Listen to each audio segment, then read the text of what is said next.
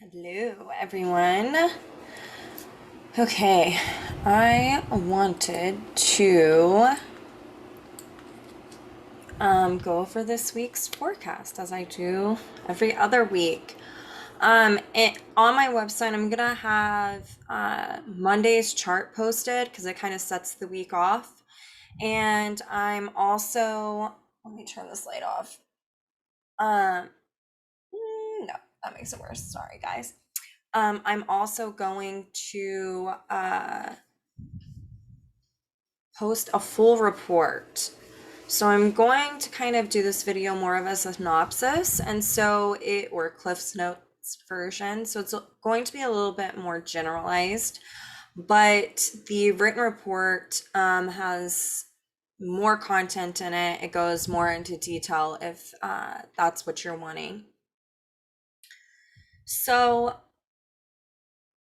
I'm gonna kind of do this backwards just because this is kind of a Plutonian thing. Sometimes in order to evolve, we have to have involution. And so I want to talk about the Saturn stationing and then turning retrograde at the end of last week. And then I want to talk about the end of this week. We have a Scorpio moon conjunct the South Node, and it's going to be in the same places that the last total lunar eclipse in Scorpio happened on. So I feel like I want to kind of go with these two things, and then I'll talk about the stuff in between. So Saturn stationing retrograde and stationing and then going retrograde last week at the end of last week, whenever Mercury went direct. This is in the sign of Aquarius, and so I often talk about how with Saturn here in Aquarius, there's a need to rebel and liberate from what's known and kind of crystallize structures, especially we're in a Pluto return for America in the sign of Capricorn, and that Pluto is also retrograde. So retrogrades are very much a redo, repeat, relive. So it's a point of if there's something that we need to finesse or exacerbate or get rid of, rebel against, change the structure of our type of consciousness or thought, train of thinking, or things that we are stuck in a perpetual cycle. Retrogrades give us the opportunity to do that and to have some integration. So people kind of freak out about retrogrades, and I often think that they are points in time of integration where we get to actually practice. It's kind of like the saying of, if you're going to talk the talk, you need to walk the walk. This is the opportunity to walk the walk. If maybe you were having trouble integrating some type of new lesson or teaching or whatever the dynamics are playing out. So Saturn here stationing retro on a collective level, this is about furthering the collective conscious here in America and around other areas all around the world. There is a need for us to rebel against old crystallized structures in the way that society is understanding itself. And this is in order to further the collective. And so what does this mean? This means that things around civil rights, things dealing with humanity will come about in order for us to liberate from them. That way that the government can get in alignment with what the whole of society is trying to say. So we can see that going on in the world now. I've been talking about this for a few months. But on a personal level, there's been deep work by those of us who have been working consciously with the energetics of all of this. And there are opportunities now for growth. So, um, it's almost like you're doing good, you're trucking along, and then all of a sudden a trigger happens. And you are presented with a situation where you can uh, act out in old behavior, or you can choose to integrate the things that you've learned about yourself and about these triggers and choose to do differently this time. What happens whenever a planet goes station and then it right before it turns retrograde is this is really potent energy of whatever this archetype is. It's almost like it's at a 0 degree kind of, it's amped up potency. And what can happen the majority of the time is we get triggered and we do act out in old behaviors. And this is especially in this sign because this is a fixed grand cross. We have things going on in all of the fixed signs right now. And this can really be feeling stuck in behavioral and emotional patterns that are crystallized.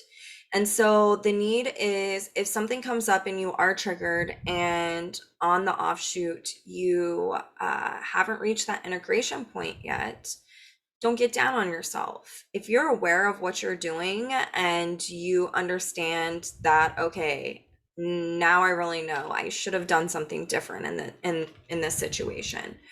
Well, you're gonna get another chance to do just that because this not Mercury, this Saturn is going to be retrograde for a while, and it's going to pass over this point 3 times. So you're going to get 3 opportunities to really learn how to integrate whatever this is. And so don't get down on yourself.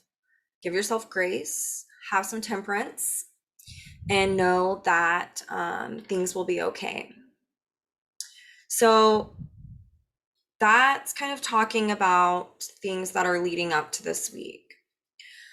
At the end of this week on the 12th, we have a moon that's in Scorpio that is going to conjunct the south node of Scorpio.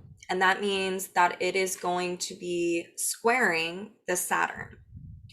And I believe trining Neptune, doing a few different things. And this is all happening around the same area of where the last total lunar eclipse happened back in, let me see here, May.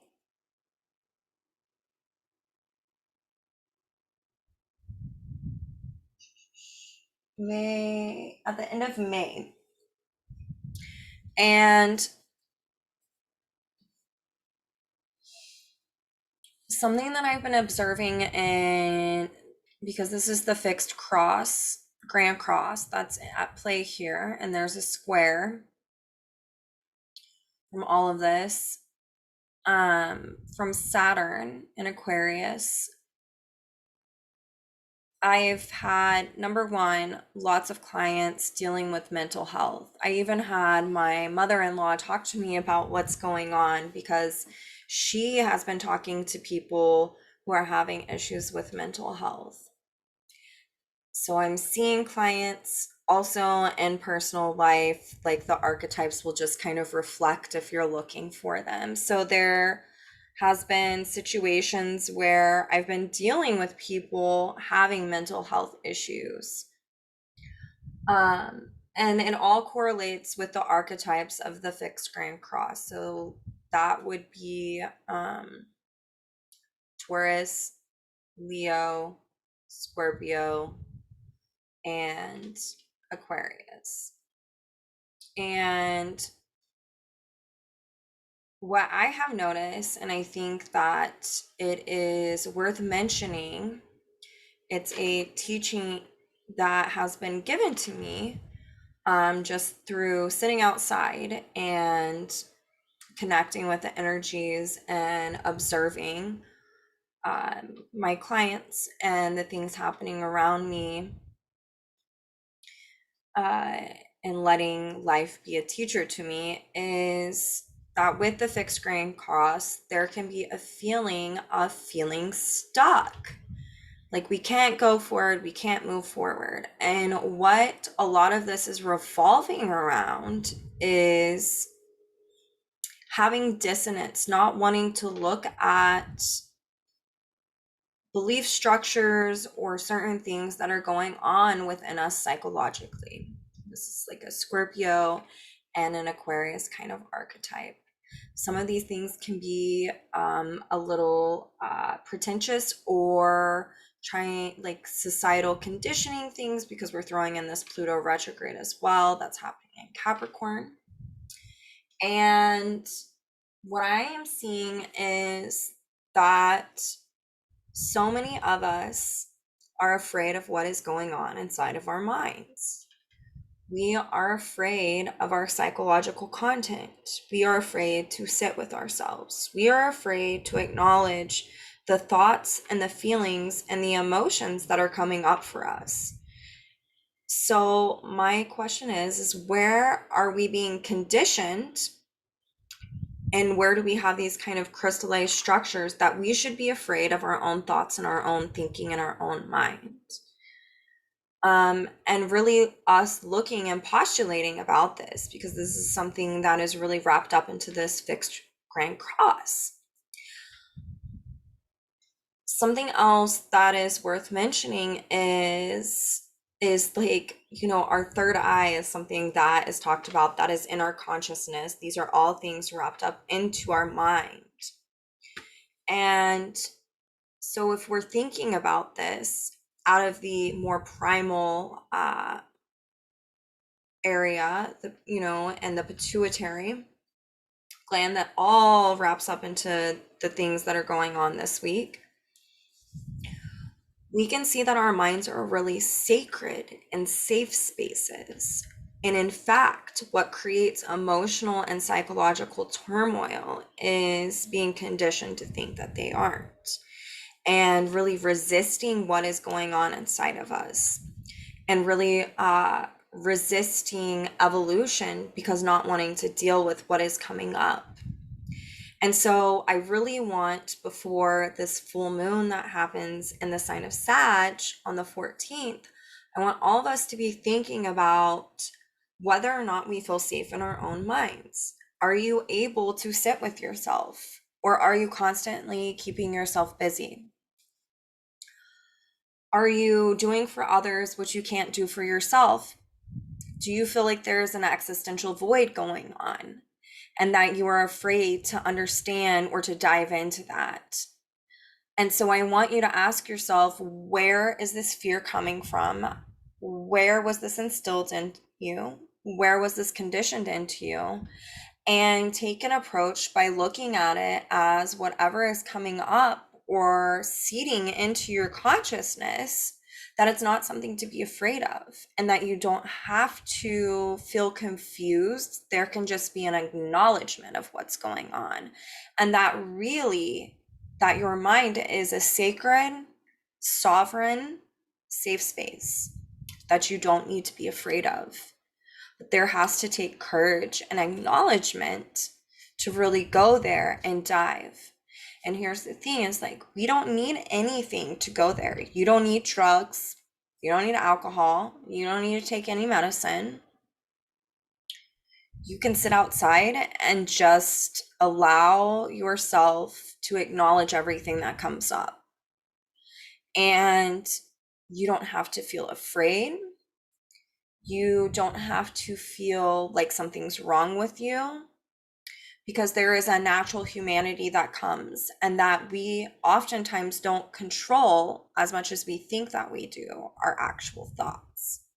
And it's because we're so used to not being able to sit with them that we can't have discernment sometimes about what's ours and what has been conditioned upon us. And so whatever was going on during the total lunar eclipse that happened in Scorpio, I want you guys to be thinking about this during this week, and thinking about if, in fact, you feel like your mind is a safe space. How can you create a sacred space? How can you connect with what's going on inside of you? At the beginning of the week, today, Monday, we have a moon in Virgo, and Virgo likes to induce humility. And so there are deep lessons here in what is conditioned humility and what is actual natural guilt. And so, Virgo likes to get to the bottom of things. It's very analytical, and sometimes that there can be this severe criticism that can come about, and it can be paralytic in nature. And the key here for the next 2 days is to consciously use whatever comes up for you and to give yourself grace. Don't get caught up in being overly critical of yourself, because that can be paralytic in nature. The key is that this moon and this sign is trying to show us where we need to be taught something, where we are trying to get back down to the bottom of habitual behavioral and emotional patterns that have been long-standing for very, very, very, very long time. So I also want you to pay attention for the next 2 days about how the emotions are stored within your body. Virgo takes those emotions and it does store them within our body. So if you really want to understand that, you can look at where Virgo is and what's on your sixth house cup and where your cusp and where your Mercury is. And so if you have your chart, take a look at that. Or you can drop in, because there's so much Taurus energy happening right now, where you can drop in and you can see where you're actually feeling this in your body. And that will give you some key. So on Tuesday, the moon in Virgo is going to square the sun. With this aspect, the energetics of being of service to someone else by helping them out can come into play. It can also, Gemini is about ancient wisdom. There can be some type of ancient wisdom that you're understanding that comes from past experience, or someone can be giving you advice on their past experiences that directly correlate to kind of the experience you're having. The key here is to make sure that you have discernment. Only you know you better than anyone else. So you don't have to be inundated with information to make a choice about what it is that you need to do. And so that advice that you get may be beneficial. It may not resonate with whom you are and your core values because of that Taurus energy that's being drawn into this. Or you may be giving advice to someone, and the key here is to not be attached to a certain outcome. And to, if you're going to give it advice, that there shouldn't be any strings attached to whether or not that someone follows it. So that is something that is worth mentioning. Then Mars is applying to Chiron in the sign of Aries, meaning that it's moving towards a conjunction. It's at a 5-degree orb. So something from the past where maybe you weren't able to act on your instincts or your desire nature is coming about for you to be able to act on it. It's just so often with Aries, the deeper lesson here is to not be reactive, to be responsive. So if something comes up and you have a desire or an instinct to act upon it, make sure that you sit with it just for a moment before you make that choice.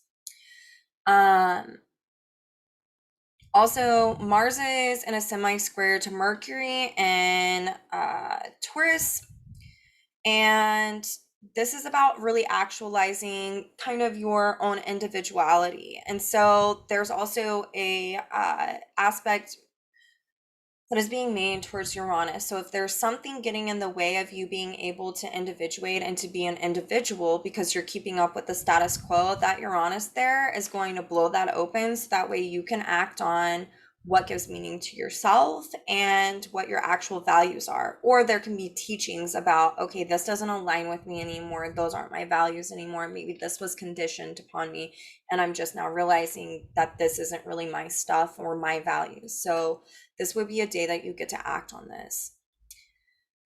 Then on the 8th, we have the moon in Libra, and it is trining Mercury in an out of sign aspect. And so both of these planets are being ruled by Venus, and this is being able to communicate things in a diplomatic way, seeing both sides, really hearing someone through what they're saying instead of kind of the projection of your own filter or the past things that have happened to you.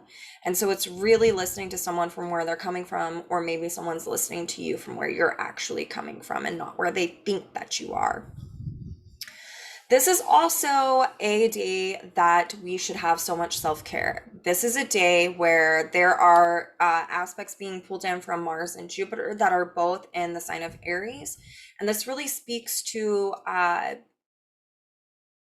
creating sacred space and kind of self-care and self-love. There can be a lot of energy going about that we're learning the difference about when to say no and when to say yes.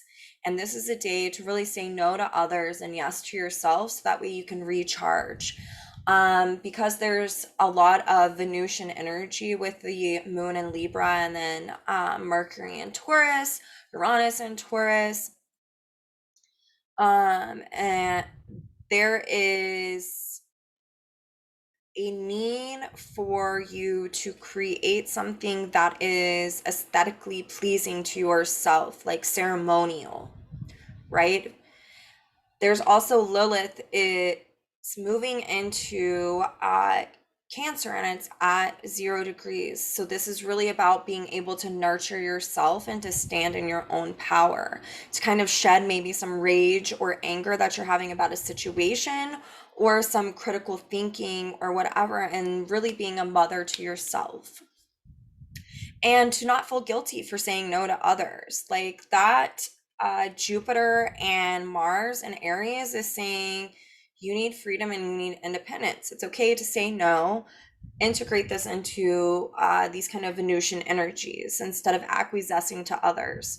Because if we're not feeling safe in our own mind, it's hard for us to have self-care, right? Because we want to keep ourselves busy by doing things for other people, because that we are getting our value and our validation from externalizing things. And this is a day to really sit with oneself, to care for oneself, maybe take some Epsom salt baths, play some music, sit outside, be with nature, ground in that, and really just taking time for oneself and being selfish. That is totally fine. Then on Thursday, the moon is in a quincunx to Uranus and Venus in the sign of Taurus. And this is really asking for you to listen to yourself and to say no. So kind of echoing from the day before. What values do you have within yourself that maybe you need to rebel from, that are not yours? It's kind of just repeating signatures throughout this week. On Friday, the moon will be ending her cycle in the sign of Libra and will be trining Saturn, giving us all an opportunity to further our consciousness. Pay attention. There's information wanting to be revealed to us in order to break away from old patterns or belief structures that are really crystallized, that are conditioned in nature. Again, this is kind of just repeating everything. So we keep getting these opportunities throughout the week to be able to do that. And then finally on the 12th, like I was talking about at the beginning of this video, there's going to be the moon in Scorpio. So we can really get to the bottom of all of these things, these lessons in saying no, of can I sit with myself? Can I be with myself? Is it safe to be with myself? Can I say no to others? Can I sit on my hands so that way I can have a moment for myself? So I just want you guys to really be paying attention. I want you to totally light candles, to nurture yourself, to be with yourself, have a good cry if you need to. If that means sitting in the dark and playing music, do it. If that means sitting outside and looking at nature so you can have a release, do it. Just there needs to be an acknowledgement of self this week. So much. And really loving oneself. And so I hope you guys definitely create sacred space for yourself this week. And I hope that you all see that our minds are not something to be afraid of, that they are sacred in nature. They are the most sacred thing that you have, not like right now. And it is to further your evolution. And so I love you all, and I hope that you have a great week. And as always, subscribe to the YouTube, follow the Facebook page, follow the Instagram, share, do whatever. I love you all, and have a magical week. Have a sacred week.